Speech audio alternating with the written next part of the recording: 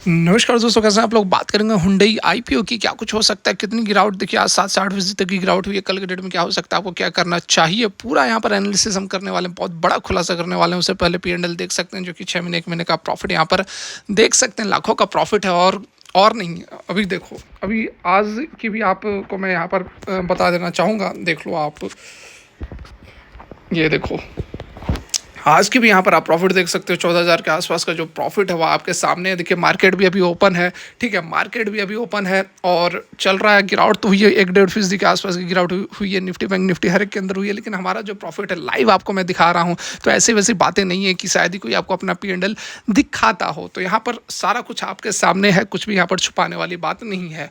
बात हम कर रहे हैं हुंडई आईपीओ की, ठीक है। तो हुंडई आईपीओ यहाँ पर देखो आप, तो 8.5%, 7.5% के आसपास की अभी 8% जो गिरावट है, 7.5% के आसपास। 3 बजे का समय लगभग हो चुका है और मार्केट कुछ समय में क्लोज हो जाएगी। यहाँ पर देखो आप, जो है 1960 पर आईपीओ प्राइस था, लेकिन उससे भी नीचे यहाँ पर लिस्ट हुई है। लगभग जो हमारा लिस्टिंग प्राइस था वो आप देख सकते हैं, ये वाली कैंडल पे लिस्ट हुई थी। लगभग कौन सा पॉइंट है यहाँ पर देख लो आप, तो 1935 रुपये पर लिस्ट हुई थी और 1960 पर इशू प्राइस था, आईपीओ प्राइस था कह सकते हैं।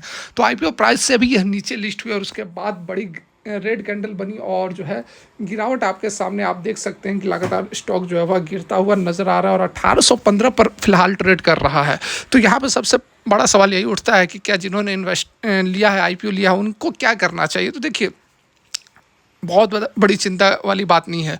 वैसे कोई निगेटिव बात यहाँ पर नहीं है। मार्केट का ओवरऑल सेंटीमेंट निगेटिव है। आज आप देखो 1.5% के आसपास, 1 सवा 1.25% के आसपास निफ्टी बैंक निफ्टी गिरी हुई है। तो मैक्सिमम स्टॉक्स जो है वो करेक्ट हो रहे हैं। सभी स्टॉक्स के अंदर गिरावट है। और जब इसकी लिस्टिंग हुई थी, आईपीओ की जब लिस्टिंग हुई थी, या फिर ग्रे मार्केट में जब प्रीमियम चल रहा था, उस समय भी आपने सुना होगा कि बहुत अच्छे यहाँ पर प्रीमियम नहीं चल रहे थे। वहाँ भी डिस्काउंटेड रेट पर ही यह ट्रेड कर रहा था। तो जिस कारण से कि एक तो माहौल भी बहुत अच्छा नहीं था इसके आईपीओ को लेकर, और दूसरा जब यह लिस्टिंग हुई आज 10 बजे के बाद से ऑफिशियली यहाँ पर ट्रेडिंग शुरू हो गई, उसके बाद से लगातार मार्केट भी वीक बना हुआ था। तो दोनों फैक्टर यहाँ पर काम किया और वही कारण है कि स्टॉक जो है लगभग 8% के आसपास का करेक्शन मोड हमें स्टॉक के अंदर देखने को मिल रहा है।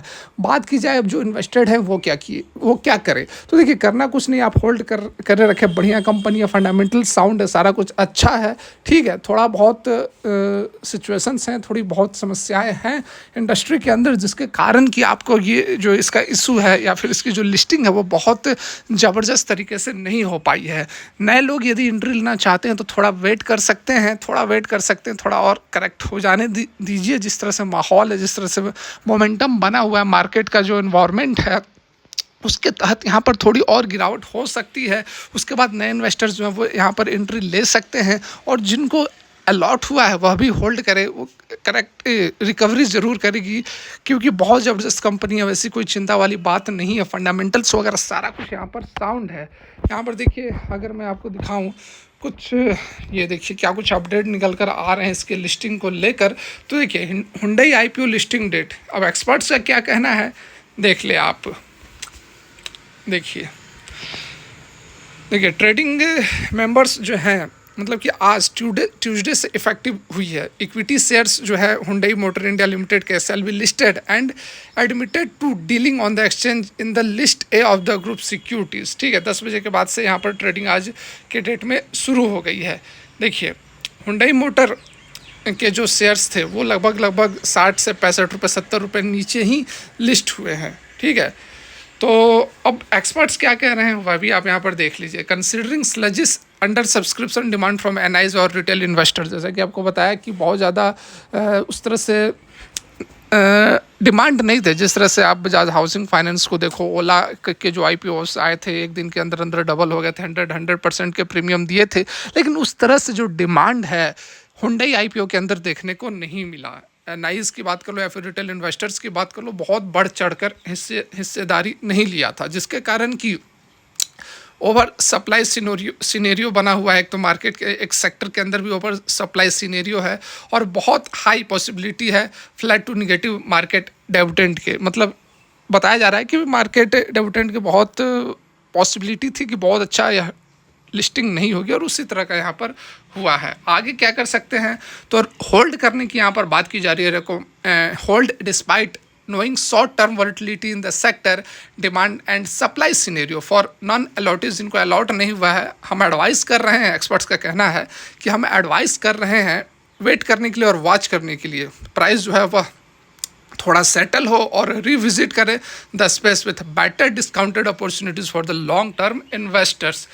हुंडई का जो ग्रोथ स्टोरी है वह इंटैक्ट बना हुआ है विथ इंडिया के ग्रोथ के साथ, तो बहुत ज़्यादा वैसी कोई चिंता करने वाली बात नहीं है। हुंडई जो है सेकंड लार्जेस्ट प्लेयर है, 14.5% के आसपास की डोमेस्टिक मार्केट के अंदर हिस्सेदारी है, शेयर है, ठीक है। तो कंपनी बढ़िया है, कोई भी चिंता करने की बात नहीं है। वो होल्ड करे, जिनको अलॉट हुआ है, थोड़ा बहुत रिस्क लॉस हो रहा है तो वो होल्ड करे, प्रॉफिटेबल हो जाएंगे और मार्केट जिस तरह से रिकवर करेगा तो ये जो आपको 8% की गिरावट आज हुंडई के अंदर नज़र आ रही है, जिस दिन मार्केट रिकवर करेगा उस दिन आपको 8-10% हुंडई भागता हुआ नज़र आएगा, बिल्कुल नज़र आएगा। ये मेरी बात आप याद करके रखें, नोट करके रखें। तो फिलहाल के लिए यहीं तक, बहुत ज़्यादा फिर से कहूँगा चिंता करने की ज़रूरत नहीं है। वीडियो अच्छी लगी हो आपकी मर्ज़ी, नहीं अच्छी लगी हो लाइक डिसलाइक सब कर सकते हैं, कोई प्रॉब्लम नहीं है। Thanks for watching, Radhe Radhe.